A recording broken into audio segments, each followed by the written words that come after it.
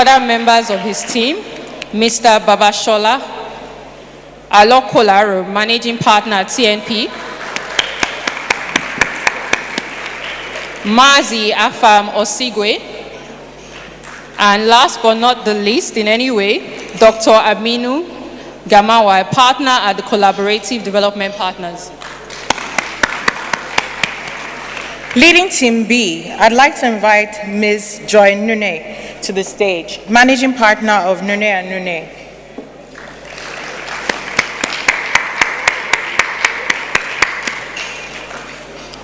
And also on her team, we have Soibi Ovia, partner at Duale Ovia and Alex Adedikwe.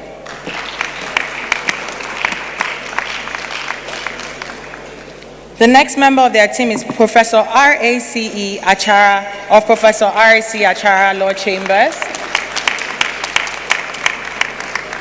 And last but not least, Dominic E. Ebozua, partner at ALIS, Alice Advisory Partners.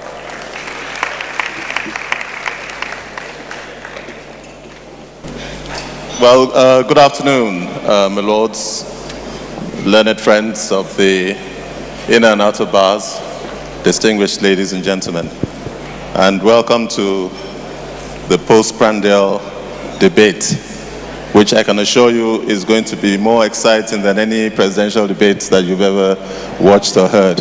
Even more exciting than the Oxford Union debate on terrorism that was held recently. You've heard what the topic is. The topic today is the great debate topic is the rules of professional conduct in the 21st century, challenging the status quo. Now, you have in the fore corner, the pro corner, those who do not believe that the status quo should be challenged. You have them on one side. And in the against corner, you have those who believe that the status quo should be challenged and changed, destroyed, reinvented. And at the end of each session, there are going to be 5 mini debates. At the end of each one, we'll have a 1-minute vote, a voice vote. I must give a disclaimer on behalf of the various speakers and participants. The views that are going to be expressed are not necessarily their own, although I understand that 1 or 2 of them feel very strongly about what they're saying. The other thing which I'm going to say is that we will try very much to keep to time. Timekeeping is of the essence, and like we said, it's after lunch. I recollect many years ago in my last year in university, a circular went out from the president's office that students were cheating in exams. And I went to a university where they had the honor system, where you didn't have invigilators. People would drop off the papers at the beginning of an exam and come back and pick them up at the end. And there was a lot of concern, particularly about time. And in this particular economics paper, the guy came in 1 minute to the end of the paper, said, "Time up," and everybody stopped writing except for one chap. 5 minutes later, this young man was still writing, and he says, "Time up." And the guy kept on writing, wrote for about 7 minutes. By that time, all the other papers had been collected, were in front. And he walks up to the invigilator and says, "Do you know me?" And he says, "I don't know you." "Are you sure you don't know me?" He said, "I don't know you, and I don't care who you are." "Do you know my father?" I said, "I don't know your father." "Do you know my father?" I said, "I don't know you." He said, "Well done." He now put his paper in the middle of the pile and said, "Since you don't know me, thank you very much. Now, I want to assure you all that I know each and every one of you. When I say stop, you will stop." Now, very quickly, without preempting the debate, without preempting what the people want to say, I think basically we have rules of professional conduct that guide us, and the question is whether the existing rules are appropriate for our situation. How can we use the rules to improve our profession? We have heard it said that we're a profession in decline. We've heard it said that the profession is dying. So how can we use our rules of professional conduct and behavior to guide, to create a minimum standard of behavior, of ethics? And from my point of view, basically there are just 2 points. One, every society has to have a commonality of values. There has to be a consensus as to what you believe in. It's a question that we ask ourselves as Nigerians. To what extent do we share the same ethical, moral standards? To what extent do we believe that in practicing a profession or doing our business and conducting ourselves socially, that we all agree what the minimum is? And perhaps a lot of our problems are that we do not have this commonality or this shared acceptance of the minimum. And so, ladies and gentlemen, you will hear from our panelists different views for and against various, I won't say randomly chosen rules, but just taken across the gamut. The whole idea is for you to stay awake and to be awake at the end of this session. And so, without further ado, let me see. The very first mini topic is, should lawyers wear the wig and gown? You have on one side, for the status quo, Joy Nunye, partner at Nunye and Nunye, and for the against the status quo, or for a change in the status quo, you have Oke Igbuchu, a partner at Consulex Legal Practitioners. Now, what I've done, I just quickly got a copy of the rules, and I think the appropriate one here is Rule 45. Oh, is it not the old one? Have you the new one? Don't come out. You know, it's good to have a professor next to you. Anyway, very quickly, status quo is, except with the permission of a court, a lawyer appearing before a high court, the Court of Appeal, or the Supreme Court shall do so in his robes. And then it goes on. So, for the status quo, Joy Nunye, over to you. Incidentally, initially what they wanted was the two teams to stand, but they said no, it's just the people speaking, yes. So, you can go there, yes.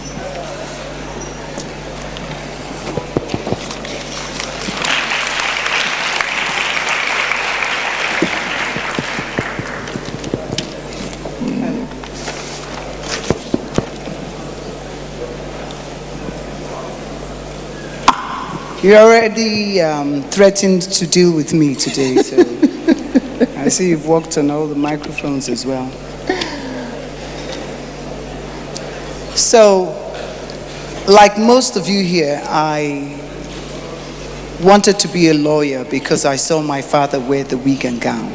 And I'm sure most people wanted to be lawyers because of the pride of the wig and gown. I always wanted to be a lawyer, and I think that we should remain, the status quo should remain. And we're talking about the temple of justice. The temple is a place of honor. It's not a banking hall where people can wear anything and come there. It's true that in America, they won and said no more wig and gowns. But they were also against the monarchy. In Canada and in England, they still have the monarchy. It's a place of discipline. It's a place of pride. Even in villages, sometimes they never call your names anymore.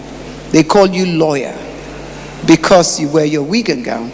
And there's still people who just graduate and finish from law school who still wear their collars or collarettes and leave the court premises because maybe they're the first lawyers in their families, and even the pride of your parents coming to see you as a lawyer. We're not bankers. Lawyers are even being threatened now by accountants, taking over some of our roles and our responsibilities. So if you allow them and say we'll all dress alike, no one would recognize who the lawyer is. It's a place of pride. You want to go, it's tradition. We must respect our tradition. The honor that goes with it. It enforces solemnity when you come into court and the authority of law. Even when the criminals are in court, even the big men when they come to court,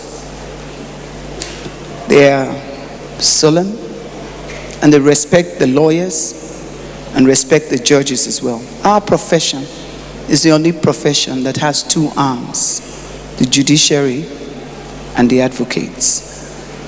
So we need to recognize that. It disguises us. When you come out of court, most of those who have been inmates, or you've talked to inmates, they never really recognize the lawyers outside the courtrooms.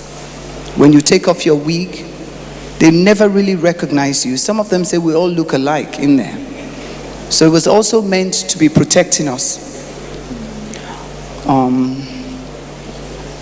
In 1993, I think it was in Australia, they had said no more wig and gown, let's do away with it. And one of the lawyers, the female lawyer, came with polka-dotted stockings and red hair.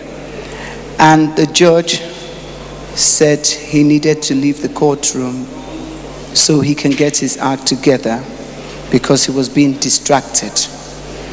What the wig and gown does for you is that the judges don't see you with your expensive suits. They only want to hear your points and the law and the statements that are being made there. So I think that we should continue to wear the wig and gown. And I think it's the most honorable thing to do at this point. I have a few minutes, so I had to just take my points.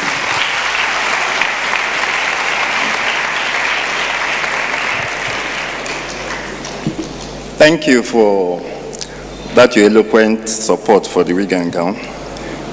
But must we dress like bankers? Who said dropping the wig and gown means that we must dress like accountants? I'll give you a brief history of this wig and gown. It was the fashion before Christopher Columbus was born, the man who discovered America. So, since 1,000 years ago, the British, it was the fashion in the British society. They subsequently dropped it, and Charles II of England, after he came back from exile in France, introduced the wig. By 1820s, the society had dropped the wig and the gown.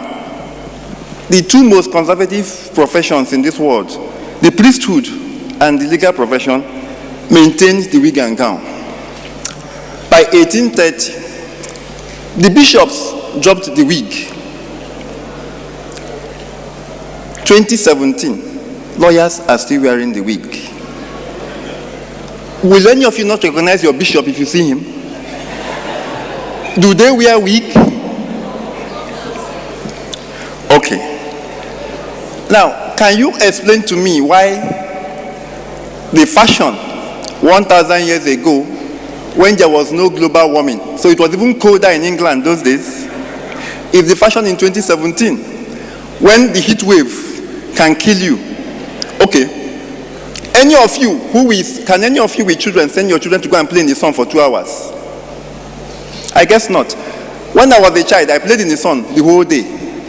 And my parents were not afraid that I would collapse due to heat wave or sun wave. So how can we?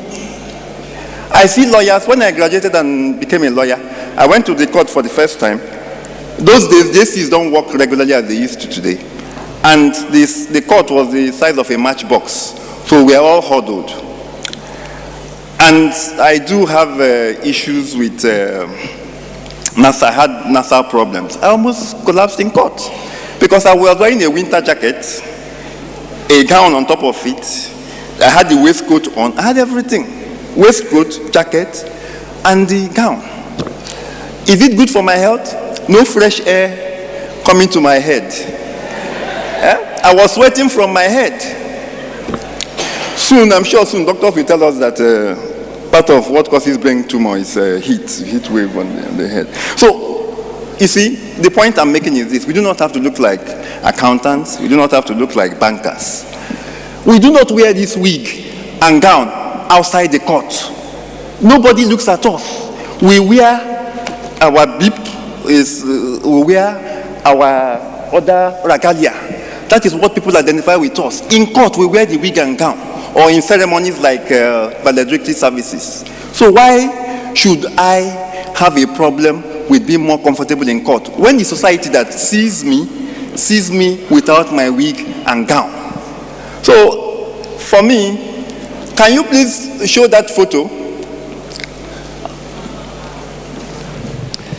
This is I went online shopping for Miss Nunye. This is how I want to see her. Do you see any banker there? I only see a lawyer. I recognize a lawyer here. He looks regal. He looks elegant. Give me your size and I will deliver the order. Thank you.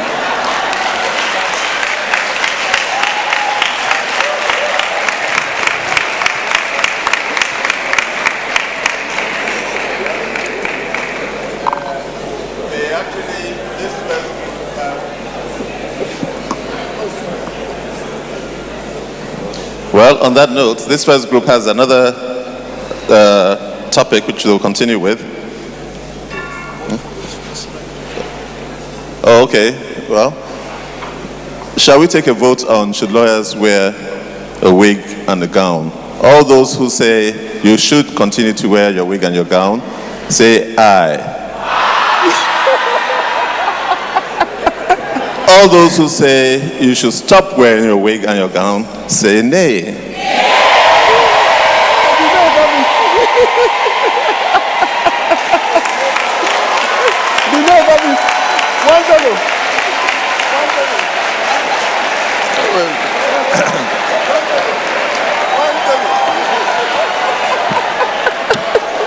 Now, ladies and gentlemen, my learned friends, now what I find interesting is that the rules actually make absolutely no mention of the wig.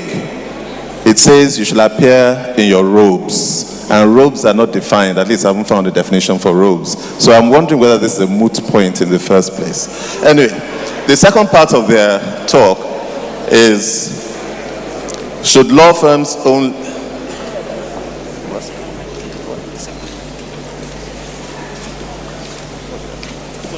Second mic. Anyway. Yeah. The second topic is, well, it says, should law firms only be set up as partnerships? I do not know how they've interpreted it or taken it, or should you only practice law as a partnership? But that's the second part of their topic, and so again, for this, I don't know what the status quo is here, but so for the status quo. Okay, well, hello, can you hear me? Okay. First of all, I'd like to say congratulations to, okay, because I just came out of hospital this morning. It was a knockout blow. She was expecting to put her in hospital. But I believe we should wear wig and gown, and I think people are against it. So I'm sure Remy is a bit disappointed with my presentation this morning because I really had to honor everyone to be here. Yeah. I've actually been in hospital for asthma, and I had to discharge myself just to be here today.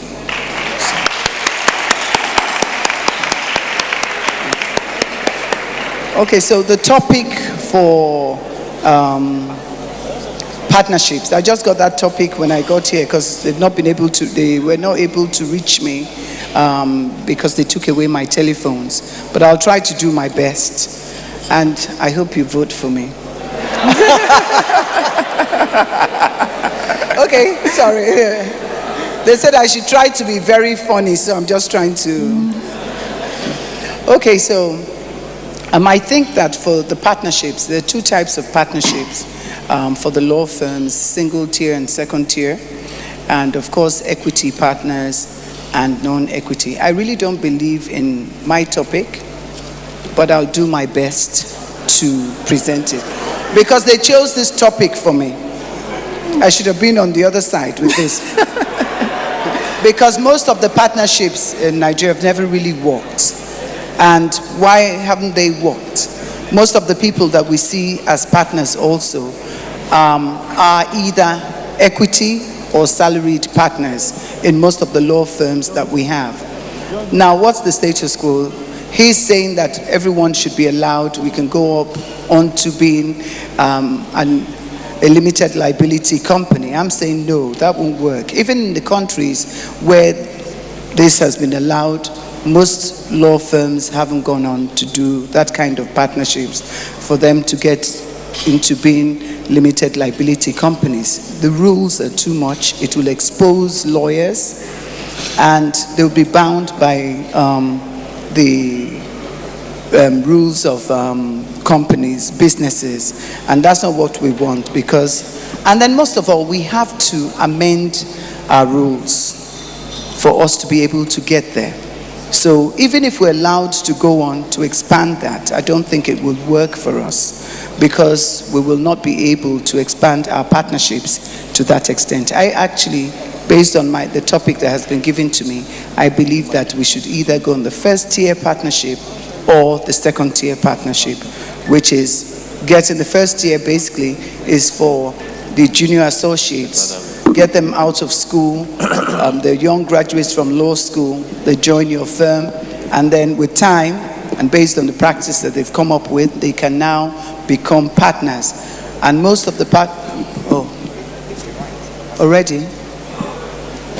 Okay, so most of the partnerships that we have for second tier, most of them, as I said earlier on, would be people who are called partners, but indeed are salaried, do not have equity in the firms.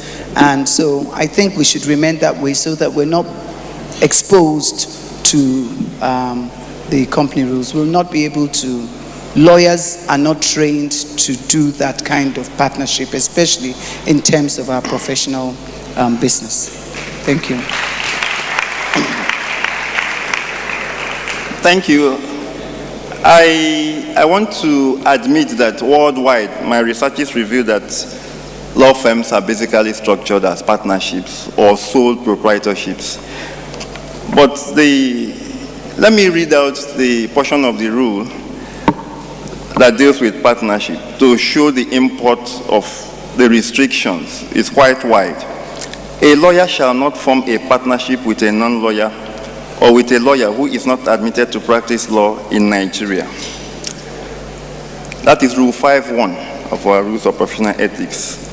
Then Rule 5.5 says, it shall be unlawful to carry out legal practice as a corporation. Let me share a secret with you. It may not be a secret to those who practice in the 80s, the baby boomers. There was a law firm in this country, Gibdels Limited, litigation experts, in the 80s. So what am I saying? This rule torpedoed the ambitions of those persons. Let me have the option whether I want to be a limited liability company or not. Let me decide whether I want to be a sole proprietorship or a partnership. Don't tell me that I cannot be a limited liability company. Give me the option. Worldwide, the option is partnership. And it's only of recent development. 10 years ago, a law firm, Slater and Gordon, listed in the Australian Stock Exchange. And if you read the rules for, the prospectus and all you have there, it was clear that the duty to the court and the duty to the profession supersedes any other duty. So where there is a clash of duties, then the duty to the profession supersedes. We can have that conversation. And a situation where you restrict my options and limit me to a partnership which may not be of interest to me. I might want many investors to come in. How many of you can set up a good practice now, immediately, as a young lawyer? None. Ask any big lawyer here how they started. It was from nothing, except if you inherited your father's law firm. But if you are in a situation where you can call in shareholders, investors, or even if you have a partnership, let it not be limited to lawyers. You could get people to invest in your law firm, but you restrict their decision-making process, their voting rights, so that the lawyers will control the business. It's happening in the architectural profession. It's happening in every other profession. You cannot incorporate a company, a professional company today in Nigeria without the professions having the majority shares in that company. So let us have that conversation. Let us have look at it again and let people decide for themselves. Do I want to go this route or do I want to stay where I am? So that is all I am saying. Let's have the conversation and let us have the option. Thank you very much to our two speakers, both for and against. The status quo is that you can practice as a sole practitioner. You can form a partnership, whether it is limited or unlimited. You cannot practice law as a corporation, and you cannot use a name as a sole practitioner that suggests or tends to give the impression that you are much bigger than you are. I look at some of the names of law firms these days. There's one called Alex and some other names, and you don't know whether they are partnerships or sole proprietorships. There are so many names here. But so those of you who are in favor of the status quo, which is you can practice alone, you can practice with a few people, you can work in a set of chambers, sharing space and all that. All those in favor of the status quo, say aye. All those against the status quo who say we should change the way we're doing business as lawyers, say nay. The nays have it again. Thank you, Joy. Now, all those, before you leave, all those in favor of giving a resounding round of applause to Joy and to Ebuchi, say aye. The ayes have it. There are no nays. Thank you. The next team is going to talk about, should we split the profession? We come from a common law and English background where you had barristers and solicitors, but as lawyers we are legal practitioners under the Legal Practitioners Act. There's no division in our profession. So theoretically, even though in practice some people do more of, as a young lawyer in my office says, soliciting. I said, I don't solicit, I beg you. And some do more litigation and dispute resolution. So the question is, should the profession be formally split into those who do corporate work, act as solicitors, drafting, etc., and those who do courtroom litigation, or should it remain the way it is? So, I have Soibi Ovia, who is going to speak in support of the status quo. I'm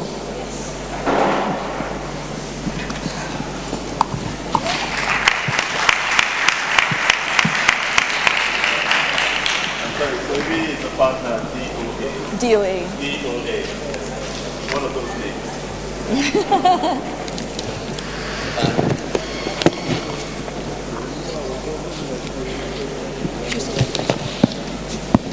And speaking against the motion is Babashola Alokularo. He is the managing partner of TNP. I think TNP is the new practice. So, over to you, Soibi. Good afternoon, gentlemen.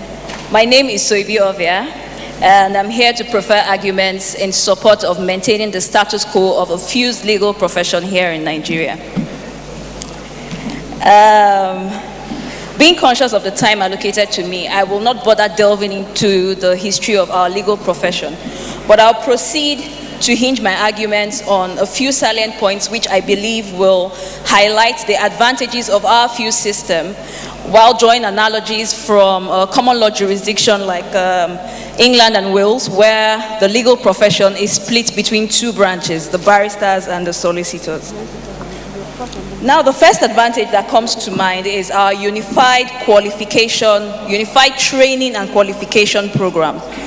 We all know that aspiring lawyers in Nigeria are required to obtain a law degree from a recognized or accredited university in Nigeria or elsewhere, and proceed to undergo the Unified Training and Qualification Program at the Nigerian Law School. Successful candidates are then called to the Nigerian bar. So upon call to bar, Nigerian legal practitioners are then qualified to practice and perform the dual functions of a barrister and solicitor of the Supreme Court of Nigeria. And we all know that this has statutory backing in Section 2 sub 1 of our Legal Practitioners Act. On the other hand, in the split jurisdiction of the England and Wales, aspiring lawyers can only take qualification exams to actually be a barrister or a solicitor, and not both. Now, we know that our system is definitely advantageous in this regard because it produces a more versatile and, might I say, complete lawyer, young lawyer, who retains the independence and choice to delve into any area of specialization after he has gained some level of practical knowledge and experience during his formative years. The second point I would like to make is that our system eliminates unnecessary duplication of work. Now, duplication would usually arise in a split jurisdiction where a client is required to first give his brief or instruction to a solicitor who would render a preliminary opinion and then transfer same to a barrister for an expert opinion and then trial.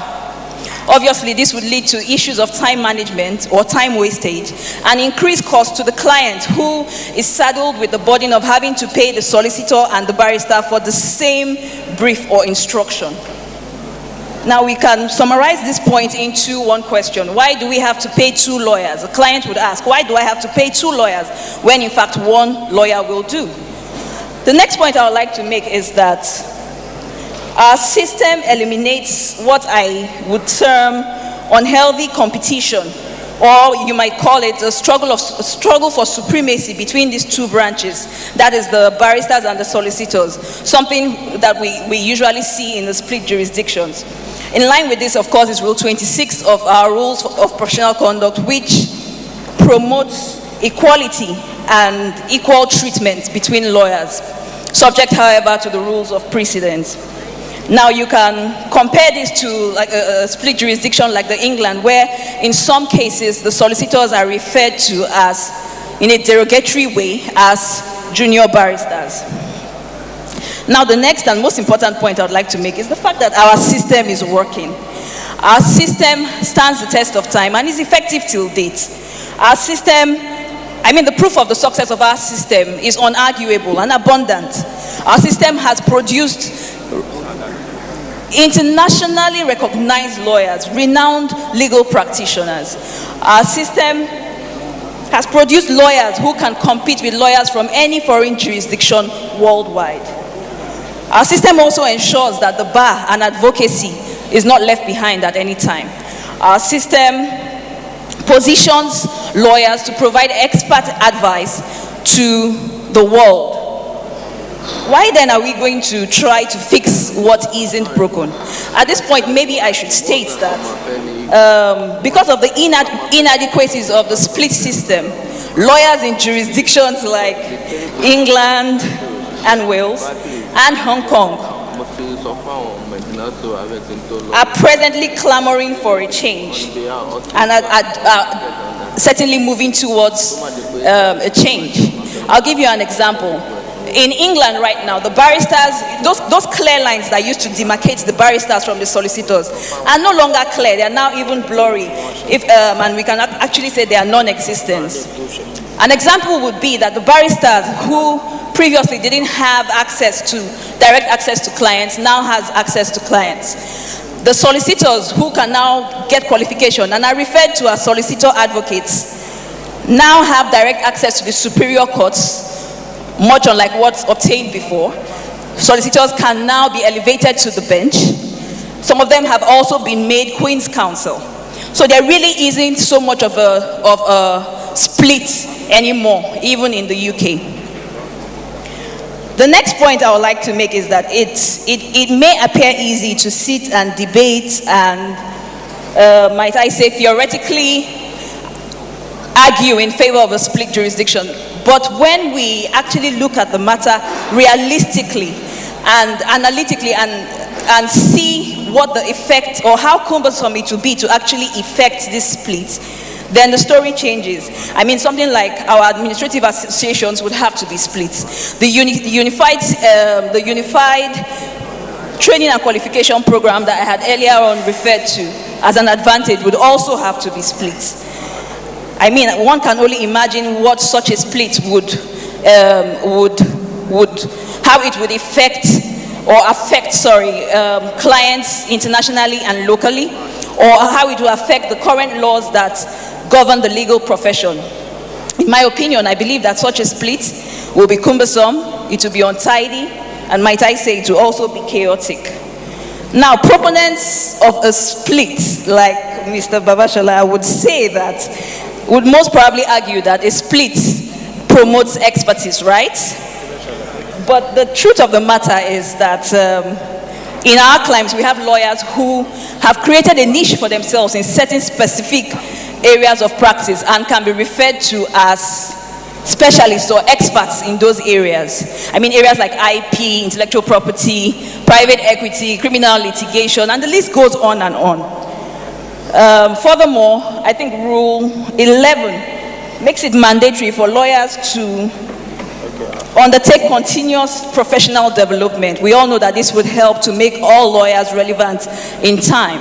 Now, from my argument so far, it's obvious that we cannot readily justify a split profession here in Nigeria, especially as we can see that a split profession works in an anti-competitive way. It wastes time. It's generally more expensive in the sense that it increases the cost for the client, and it even operates against us, the practitioners. On the other hand, we have our fuse system, which equips every lawyer to create a one-stop shop for the provision of legal advice to the world. Thank you very much. Thank you.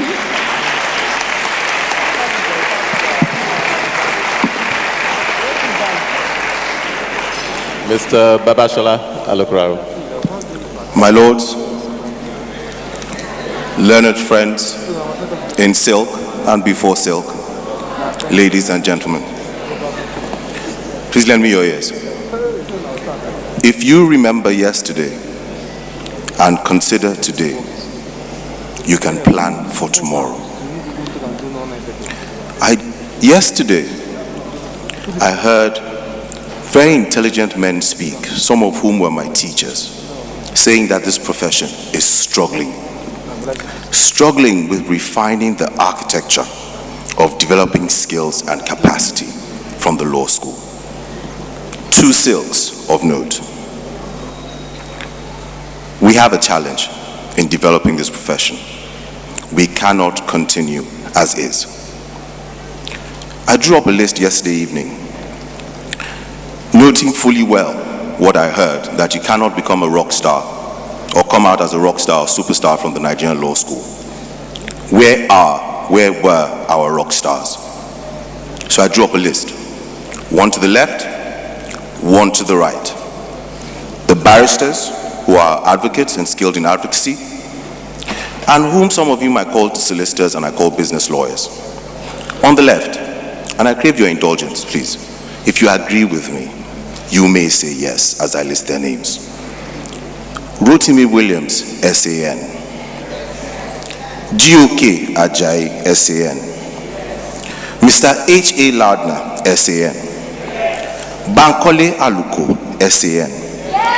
Wale Babalakin, SAN. Gani Fawerimi, SAN. Femi Falano, SAN. Wole Olanipekun, SAN. I have not left out the women. Funke Adekoya, SAN.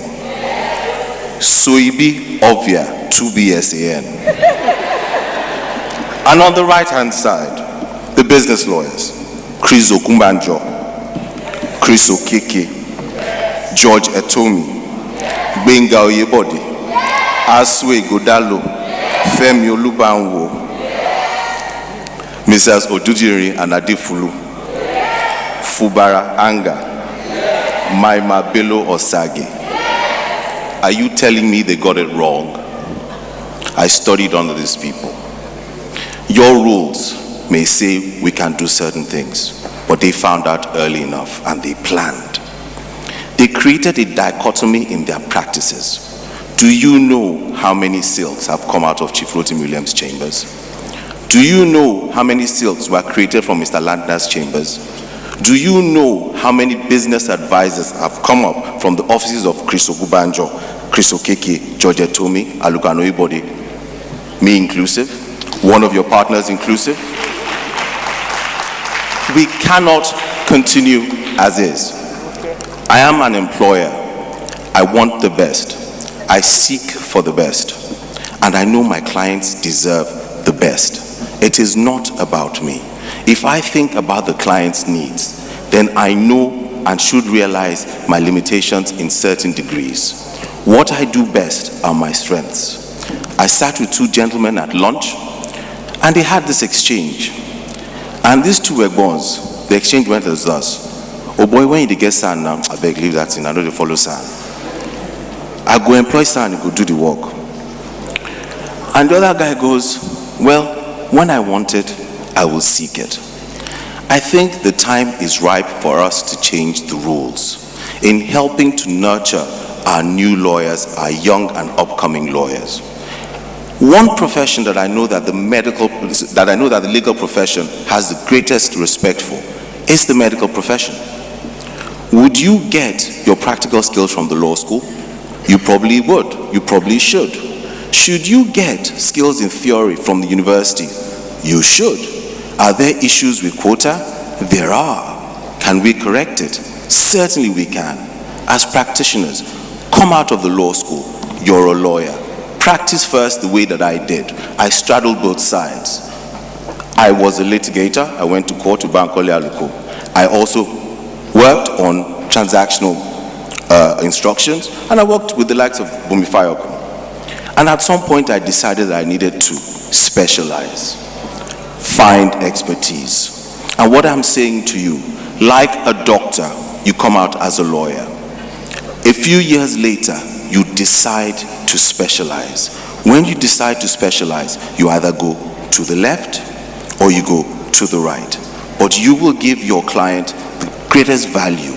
You will create an efficient system that we can use to deliver the best value to our clients. I left one rock star out intentionally.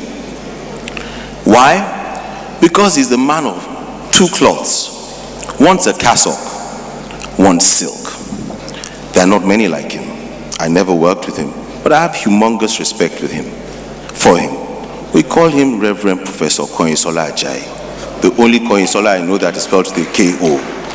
He's the only man that I know that straddles both sides, and as far as I'm concerned, that's sheer genius. We all cannot do it. Please, please, please, NBA, SBL, it's time to change things. Change is here. Thank you very much.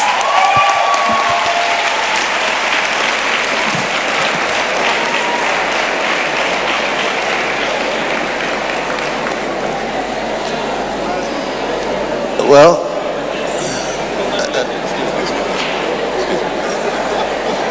do you want to be a rock star? Say aye. Do you want to get paid more than a rock star? Say aye. Well, why pay for two when you can get the service from one? So Ibi did an excellent job, and in our own case, I mean, when you talk of value for money from Phil's profession, when you pay for one, you get two. So congratulations, Ibi. As for rock starism, well, I can assure you, there are many people who have decided, even on the business side, to go and take silk. There are quite a number of them, and you'll see a lot more of them. So, without further ado, ladies and gentlemen, all those in favor of retaining the profession as a fields profession the way it is, albeit with people specializing and choosing which direction they want to go, kindly say aye.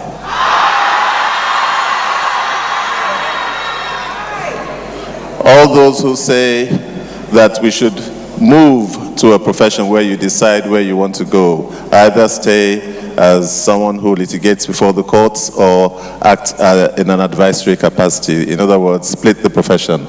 All those who want that say nay.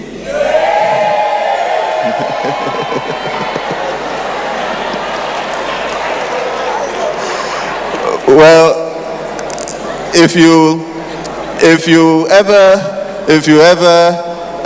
took a negotiation class, there's something they will teach you called referencing. And also, if you did any forensic advocacy training, referencing is very important. And Babashola did that. He got everybody to start saying yes to every question he put. And some of the yeses I heard, I said yes to that one too. So the audience was not fooled. Or should I say, the audience continued to say aye. Thank you very much. Please put your hands together for them. The next one is the prohibition on advertising or the restriction on visiting clients relevant in today's world. Visiting clients, going to their offices, advertising in all different forms is irrelevant in today's world. Speaking in support of the status quo is Professor R.A.C.E. Achara of Professor R.A.C.E. Achara Law Chambers. And speaking for the status quo to be changed is Mr. Afam Osigwe of the law firm Law Forte. The rules of professional conduct, the relevant rules are Rule 22. A lawyer shall not call on a client's house or place of business for the purpose of giving advice to or taking instructions from the client, except in special circumstances or for some other urgent reason preventing his client from coming to his law office. And 33 and 39 are the ones that deal with advertising and what is called improper attraction of business. So without more, Professor Achara. Thank you, Moderator Anga. I'm not quite sure that the premise upon which all the previous discussions have gone on is one that is justified by law. You know, I've been hearing everybody citing rules, 5, rule this and rule that. And I know you're talking about the 2007 rules of professional conduct. I hate to be the wet blanket here, but those rules are ultra vires, the statute upon which they purport to have been made. Many people don't realize this. Section 12, subsection 4, which is the section upon which those rules were predicated, gives the power to make rules to the Bar Council, the General Council of the Bar. But look at the recitals and look at the signature for the rules of professional conduct made by Attorney General Bayo Ojo in 2007. The recitals clearly state that there's no question about it. He knew who was making these rules. I made it clear. I, Bayo Ojo, I am making these rules. Well, sorry. If you've read any administrative law, you will know that in administrative law, any subsidiary legislation that is made beyond the powers granted by the statute is ultra vires. It is beyond the powers of the Honorable Attorney General, even if he is the chairman, to make these rules. I'm sorry, but this is something that has perhaps gone on, and unfortunately even the Supreme Court has overlooked this because no argument has been advanced on this point. So you can't blame them because the courts are supposed, it's an adversarial system we practice. So the courts only listen to the adversaries, and if the proponent, if the plaintiff comes in and says, yes, I agree these are the rules, and the defendant says, I agree these are the rules, the court just rules on what all of you have agreed on. But once you bring it to the attention of the court, then that's it. I'm sorry. These rules are ultra vires. So the problem now is the topic is based on misplaced concretion, because you first have to know what the extant rules are before you can say you are for them or against them. Okay? So that is a problem. That is a problem. I could go in, but they're just 10 minutes. 10 minutes, I would have tried to show you the regimen of rules that were set up. We've been operating on a lot of theory deficits, on a lot of things. And there's this attitude that we have of overlooking things that are important. But as lawyers, and I'm grateful to the organizers of this conference, because these are not issues that are usually brought up. And I'm just a lawyer from the provinces, so I'm also glad about coming here and meeting with the commercial lawyers, transactional lawyers, solicitors.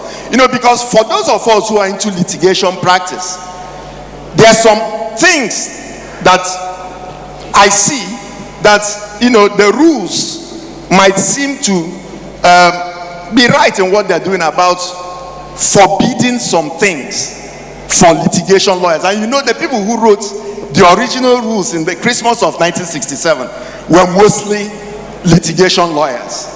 So what they were most concerned about was to guard against such advertisements that would either be misleading, be dishonest, or be based on comparison between two lawyers, which would definitely, in the end, lead to difficulties in administration of justice, because we don't want lawyers bickering over who is better than the other in court.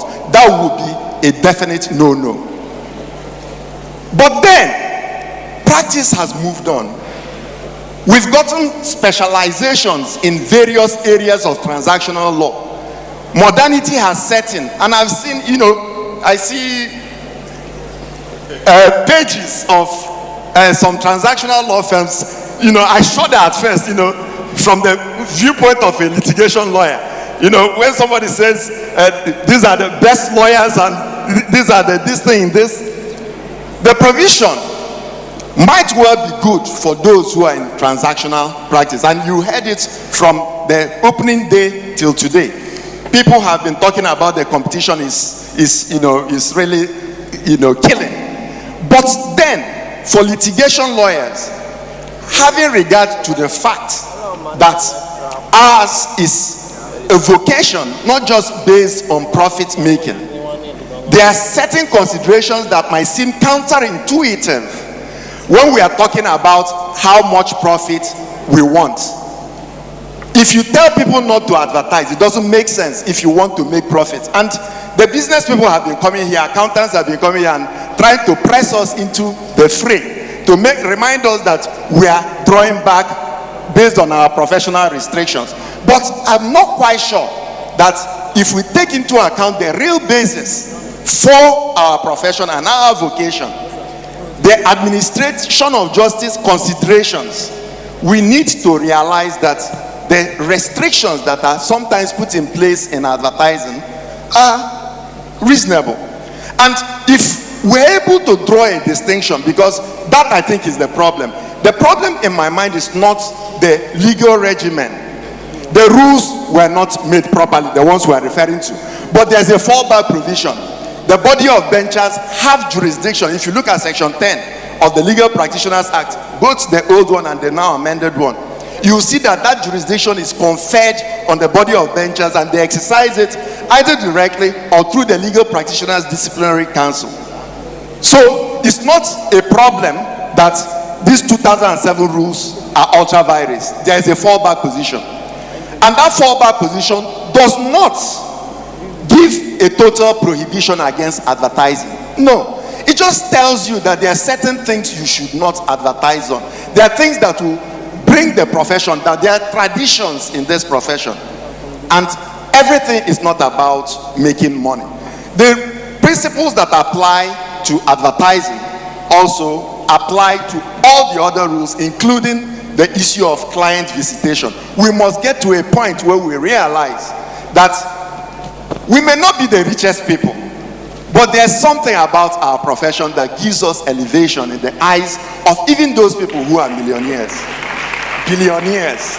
Whenever they come in, they realize that there are things that they just can't force us to do. We owe a duty to the court. That's why some of these rules are put there. The duty we owe to the court, the duty we owe to society, the duty we owe to clients. When we realize that the duties we owe are not restricted to the ones we owe to the clients, we will not be able to see that these things that seem counterintuitive have some justification. If you're told not to go to visit your clients, not to make it a habit to take your brief from a client, it is not that you cannot in exceptional cases do it. The rules allow you in exceptional cases. It is ultra virus to continue talking. So I thank you very much for listening.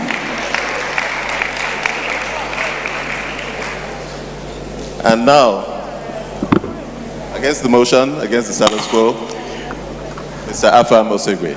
Thank you, Mr. Chairman and the House. I'm glad that there's an opportunity to hear the other side of the argument. Otherwise, many of us would leave here believing that Professor Ray Sachala was right in suggesting that the RPC 2007 was made ultra virus. Now, I think I should say this. He has smartly referred us to the recital where the Attorney General said in his capacity as Attorney General he was making it, without referring us to the concluding part of it, where he indicated he signed as the chairman of the General Council of the Bar. I thought this is very important. Now, the discussion is not about the validity of the RPC, even though that would appear to be important to an extent. But I think it's also important to state, before I go into my point, why advertising should be allowed, and while the argument has to be made that there's nothing wrong in lawyers visiting their clients' place of business or their homes. That even if Professor Ray Sachala was right, that the RPC 2007 is invalid, that it repealed an earlier rules of professional conduct. So the most that will happen is that that rules will be revived, and it has equal provisions restricting or appearing to restrict visit to clients' houses and then advertising. In this age and time, practice has moved on. It's not as we used to know it. This argument that it means the profession for lawyers to advertise to promote their practice, that is a vocation, was argued by the U.S. Supreme Court in the case of Bates and State of Arizona, and they trashed the argument. And the court noted that saying that clients will find their lawyers, there's no need to advertise, will mean that only the big lawyers will get the clients, while the small law firms will never get to. Clients will never get to know about their existence. And in this age and time where people try to find lawyers using different search engines, how would they know about the existence of a lawyer or who practices in a particular area if we prohibit advertising? In any case, Rule 39 encourages advertising and promotion of practice, but subject to certain conditions. You should not give false, misleading statements. You should not boast. You should not boast about the quality of your practice or suggest that you're better than your peers. But you should do those things that bring the practice to the attention of prospective clients. You can write to clients. You can set up a website. You can be listed in some online web pages. That's advertising, and it is encouraged. How do we do cross-border practice if we are to go with Professor Ray Sachala and stay in your own little corner? How would that foreign firm know that you are there? How will the people who need your services know that you are there? Let's not forget, legal practice is a business, and if it's a business, certain tenets of advertising which apply to businesses must, of course, apply to it. We should not bury our head in the sand like ostrich. It's a business, and we must run it with it like a business. We must market it. But the Bar Association must regulate what you cannot do. And it sounds fanciful to complain about advertising. And I will tell you, aside from Gani Fawemi's case, there has not been any complaint about lawyers advertising. People hardly complain. And if you hear people complain, maybe the Bar Association or a few individuals, but people don't. Businesses must be advertised and promoted. People are sitting in their own little corners, in their big corners, doing specialized services. People must know that they do these things. People must know that they specialize in these things. People must know that they have that capacity. And the law also allows you to talk about your qualifications, your strength in some areas. And I think these are laudable. And we should not think that for the Nigerian legal practitioner to be reckoned with internationally, that we should have a blanket place on advertising or promotion of business. No, we shouldn't. And there's nothing wrong with visiting your client's place. Sometimes too, we should get to see where our clients operate from, so that when we build them, when we complain that they are difficult, when we complain that they are not paying, so that we know what challenges they face, so that we also understand what kind of advice we need to give them to make for better business. And sometimes when you go to their place of business, you may also get more businesses. Many research has shown this. And I believe that we should leave this all today, knowing that we should be progressive-minded about the business of practice of law. We should make law a better thing. We should not think whether you're in the province or in the hinterland, it doesn't really matter. You can be found wherever you are, you can promote your business, and you can build that better relationship with your client. Thank you so very much for the opportunity to be a part of this event. Thank you. Well, you all know of, you probably heard about the teacher who gave an exam in Christian religious studies. And the exam question was that students should write about Jesus Christ and the journey or the temptations of Jesus Christ. And this young man who hadn't done any work at all wrote, "Who am I to write about our Lord Jesus Christ? Let me talk about John the Baptist." And the teacher, marking, giving 0, said, "Who am I to talk about the precursor of our Lord Jesus Christ? And since you have not answered my question, please get your mark." I will not mention whether I'm referring to ultraviolence or all those who believe that the current rules, which allow advertisements, that allow promotion, but within certain professional limits, I think fundamentally that we should not mislead, we should not deceive, and we should not bring the profession into disrepute. And then there's those who say, as you heard the last speaker say, that the world has moved on. At the time those rules were promulgated, the bar, the profession, was a very small, closed shop in the city, at the Inns of Court, or within a small circle. Everybody knew everybody else.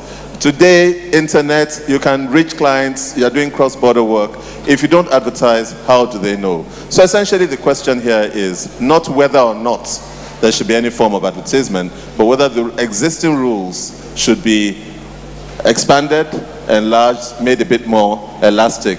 You have the American examples where every commercial break you see all sorts of advertisements. So ladies and gentlemen, those in favor of retaining the status quo, even though the person spoke about John the Baptist and not Lord Jesus Christ, say aye.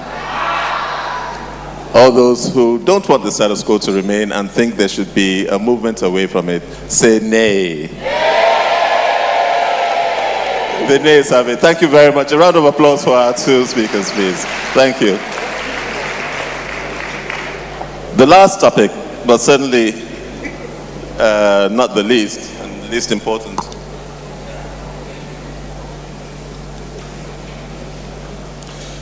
The topic is, should a lawyer be permitted to combine other businesses with law practice? For the status quo, is Mr. Dominic E. Obozwa, a partner with ALIS Advisory Partners LLP, Abuja. And on the other side is Dr. Aminu Gamawa, a partner at Collaborative Development Partners. Now, whether you concede or you don't concede that the rules are valid and subsisting, the main one here is, I believe, Rule 7. Rule 7 says, unless permitted by the General Counsel of the Bar, a lawyer shall not practice as a legal practitioner at the same time as he practices any other profession. A lawyer shall not practice as a legal practitioner when personally engaged in the business of buying and selling commodities, the business of a commission agent, such other trade or businesses which the Bar Council, etc., etc.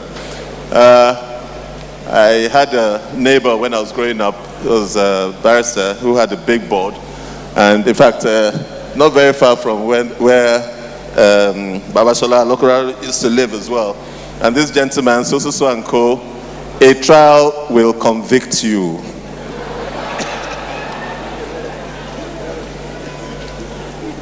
Good afternoon, everyone. The name is Alice Advisory Partners, sir. The name is Alice Advisory Partners. Alice, yes. Not ALIS. Thank you. All right. I am a storyteller. So I speak in pictures. The media. So I am going to tell you the story about two people. One of them is Sentinel James and the other is Chandler Jack of all trade. And in doing that, I want to buttress that I'm in full support of retaining the RPC as it is. But first, I will distinguish the position of the RPC and then point out the real issues.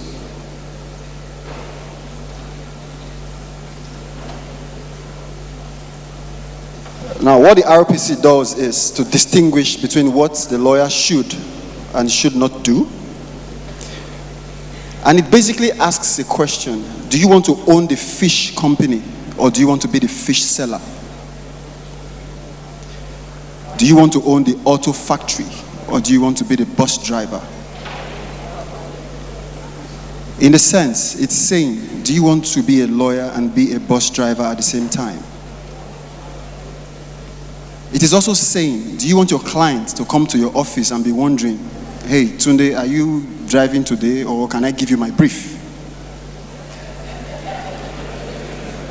Now, a close look, because I had to put it up there so that you would see what it says. A close look at Rule 7 of the RPC would show you that besides the distinction, it also tells you something that a lot of lawyers haven't seen. The fact that law in itself is a business. That is why it says, would you want to do this and other businesses? But it also points to three key components to be able to succeed in that business. And one of them is professionalism by practice, to ensure that your clients trust you. How do you succeed if you don't practice consistently?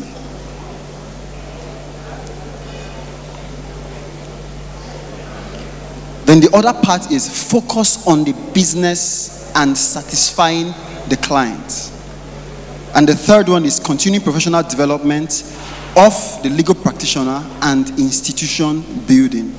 So the question is, if you don't focus on driving, how do you become a good driver? If you don't focus on being the best, how do you become the best?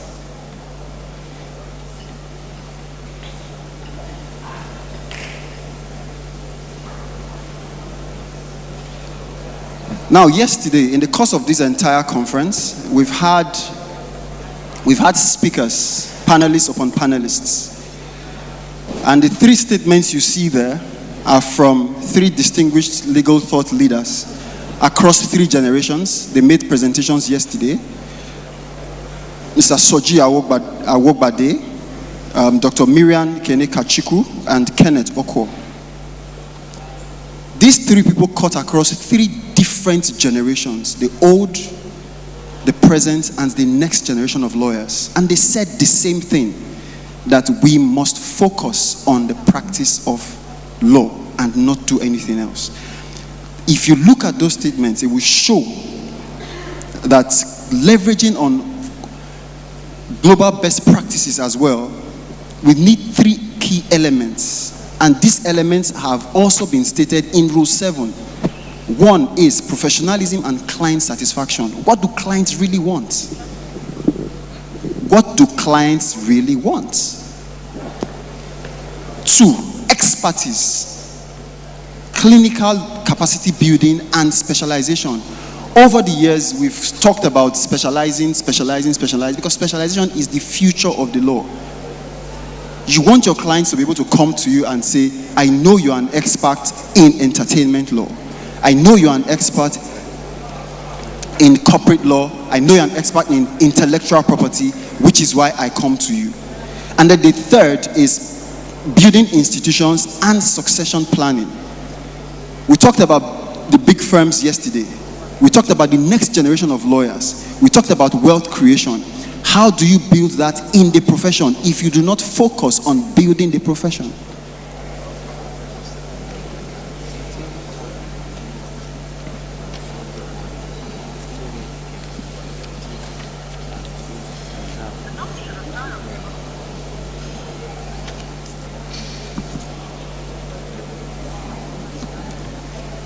Now I said legacy speaks, satisfied clients speak, and trust speaks.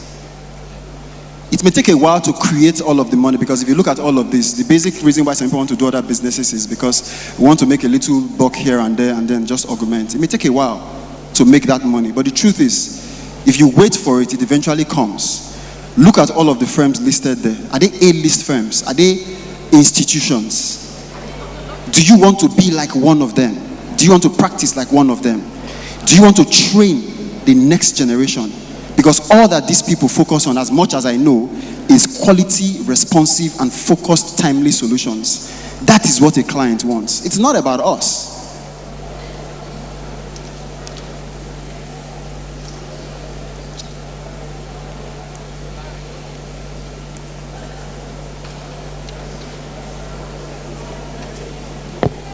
So the question I want to ask is this.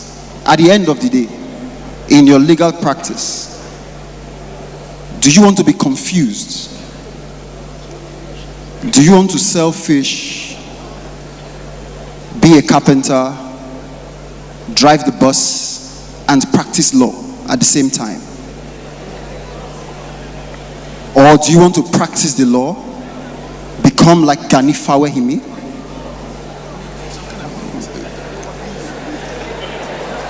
become institution owners like Banwa and Ighodalo? There is definitely no way to be a jack of all trades and master of none. It is better to be James, the master of the law. Now, someone said yesterday, instead of looking for other wives, let us find a way to make law sexier. Thank you.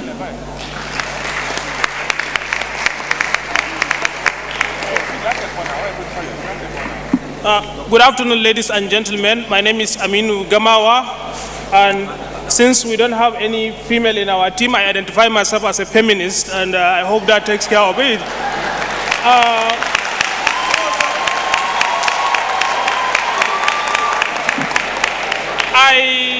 Honestly speaking, power corrupts and PowerPoint corrupts absolutely.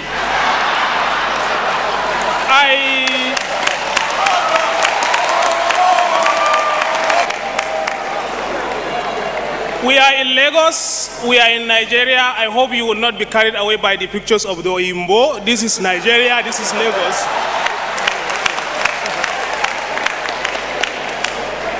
I know change has a new meaning in Nigeria, but I am pro-change, and I will tell you why.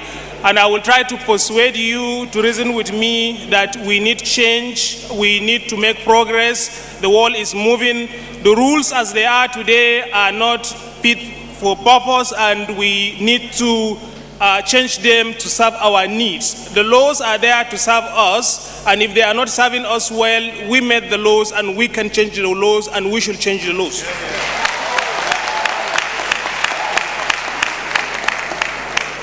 Dominic is a nice guy, but he has a very weak argument. The rule, as it is, actually, let me help you with your argument, actually. The intention of the rule is to protect the image of the profession against abuse, to protect the general public against the abuse, and to also make sure that other rules are not violated in the process of lawyers doing other things. That is the mischief that the rule actually intends to cure, which you didn't mention, but I am trying to mention it for you. And I want to assure you that the way things are now, the law is not being respected. Let's do a reality check. We have lawyers here, including young lawyers, very ambitious young lawyers who want to succeed in the profession. How much are we paying them monthly? Is it enough? Is it enough to pay for their rent, transportation, electricity, data, and conference fee? And you want them not to do any other thing but to come to the law firm, and then do you want them to beg? All the arguments that people are making that if lawyers are involved in other things, they will become bad and whatnot, I don't buy into that. I know lawyers who are also pastors who are now doing very well.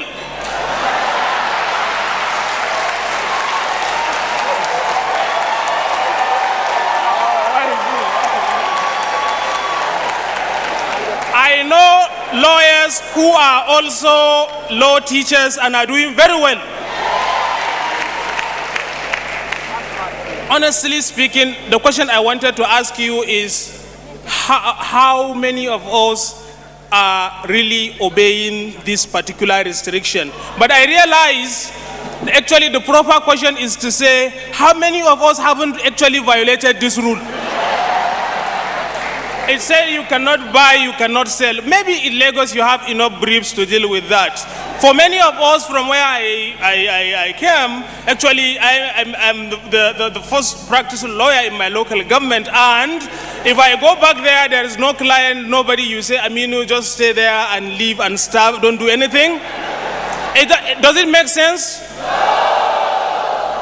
Ladies and gentlemen, my proposal is simple. They would say if you allow lawyers to be other things, it will affect their concentration. But I would like to go to a family lawyer who may also be a counselor or a therapist who has a background on addressing my non-legal issues. That is important.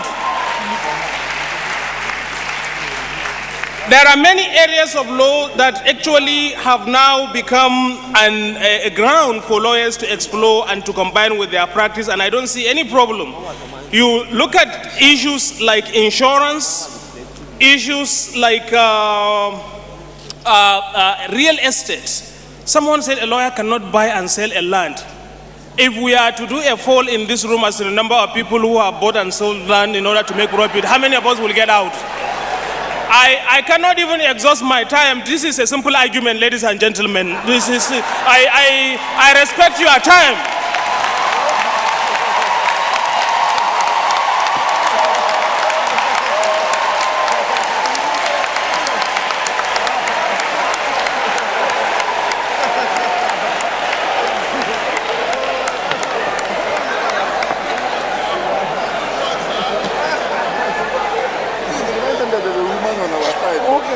Okay.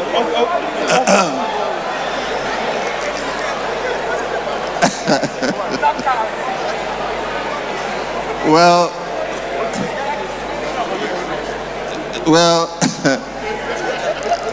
I think there are some elections that there's no doubt as to which direction.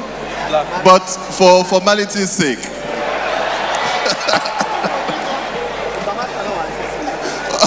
all those who believe that the status quo should remain, please say aye.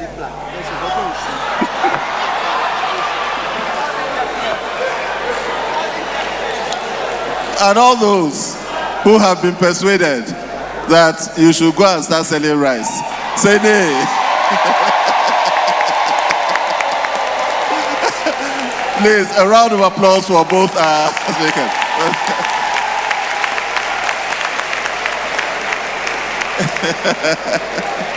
Well, I can certainly tell you that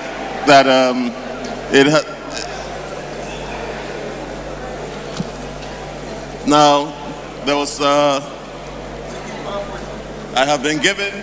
I wish INEC. No. Sit down. Oh yeah, for the results. Just stay there. I wish INEC is just as efficient. On the first topic, let me read out the topics.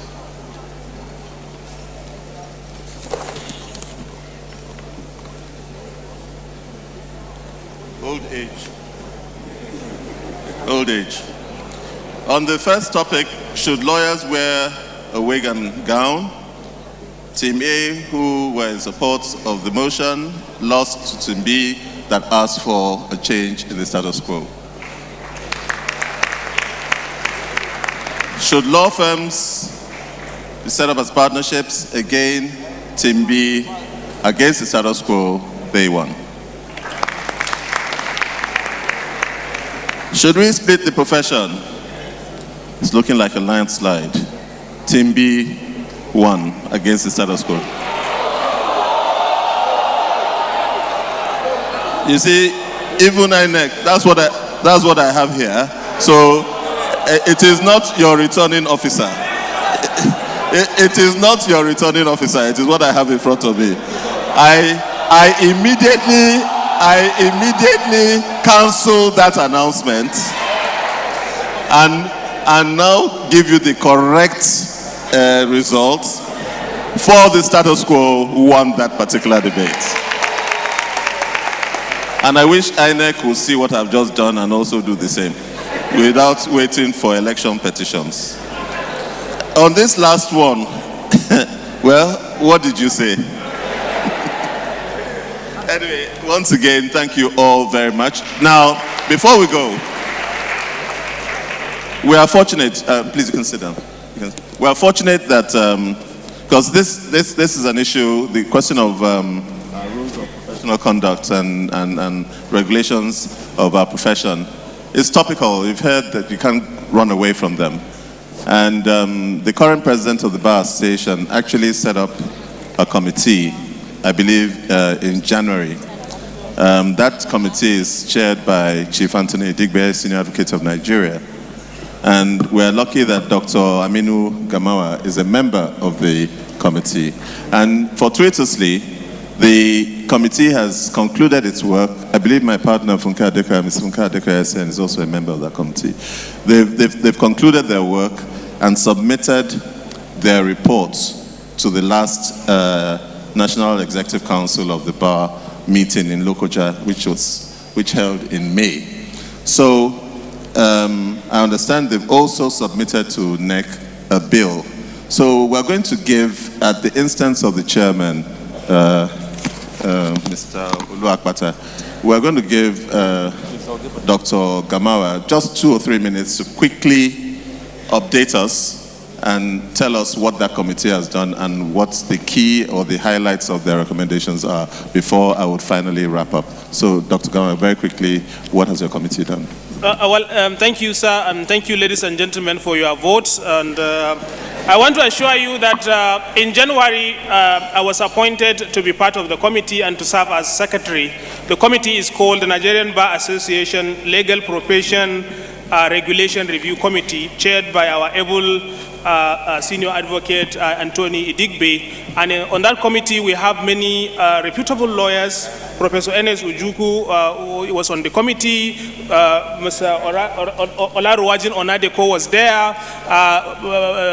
Funke Adekoya was part of the committee. Konyisola Ajayi, Senior Advocate, was part of the committee. Many, many more people. And including, after that, many young lawyers also were part of the committee. Some of them are here with us in the room. So what we did was to actually conduct a town hall meeting across the country in Kaduna, Abuja, Abuja, in Lagos, and in Calabar, just to hear from lawyers as to how we can make progress. And some of the issues we raised in this conference are the issues also raised during those discussions.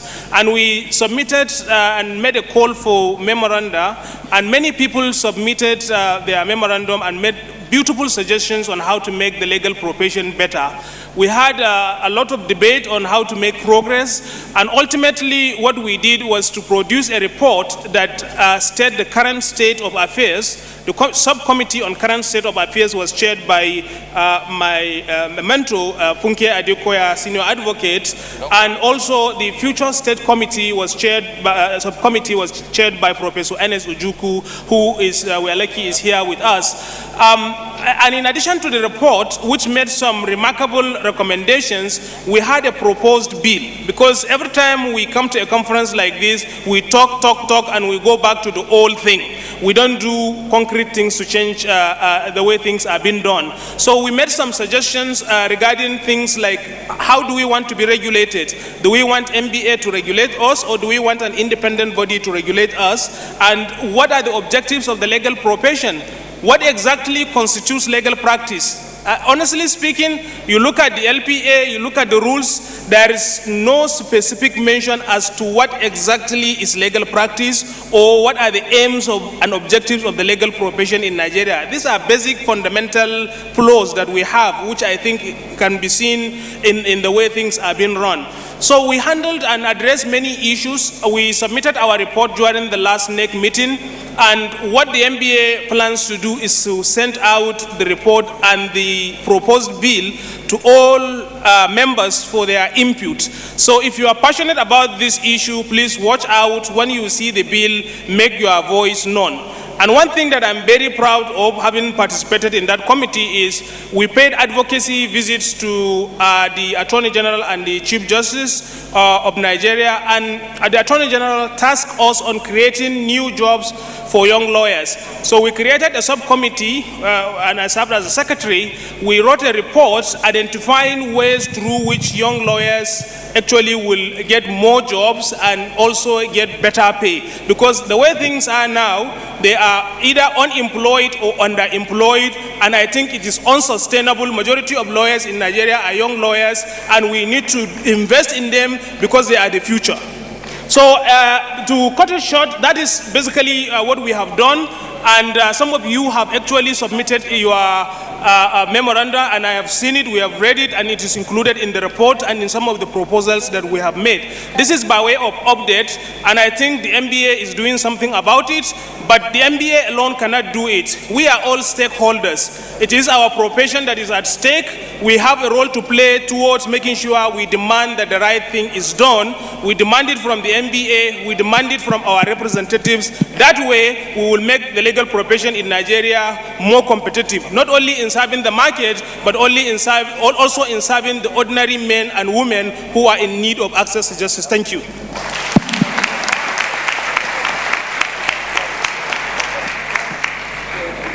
Well, ladies and gentlemen, all good things have to come to an end. I thank Dr. Gamawa for that, and it shows that something is being done.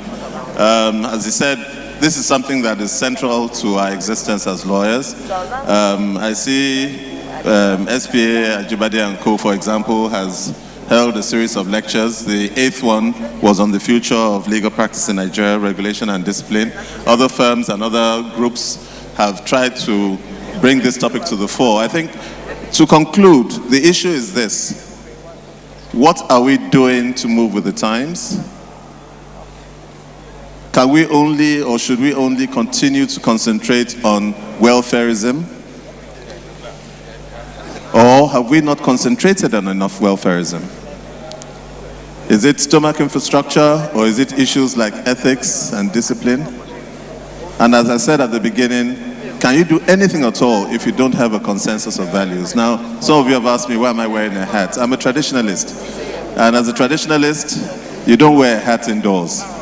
And I subscribe to that. But I also am a Nigerian, and I'm from the South. I'm from River State. And where, in my neck of the woods, you are allowed, and you're in fact expected, to wear a hat indoors.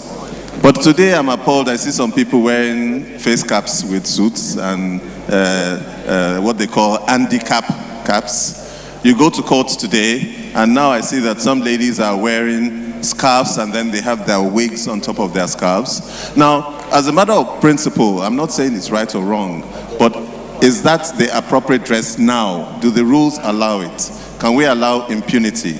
If we want things to change, we must have the mechanisms whereby constantly and continually we are moving with the times. I became a solicitor in the UK a few years ago, and between the time I became a solicitor and today, the evolution in legal practice in the UK is remarkable. I'm chairman of the New York State Bar Association in International Law Committee, and every single week you get a flurry of working papers, of new rules, of model rules, of suggestions. In Nigeria, we tend to remain static, and the question is, you cannot build a consensus if you do not discuss. So as people come around campaigning for the new elections to state bars and all that, I think we should always ask our people, our representatives, as you've heard, that let us discuss the fundamentals of the profession and everything else will follow. I thank the coordinators for putting this session together. I thank you, a very fantastic and vibrant audience, for sitting down and paying rapt attention and for voting in whatever manner you did. Thank you very much.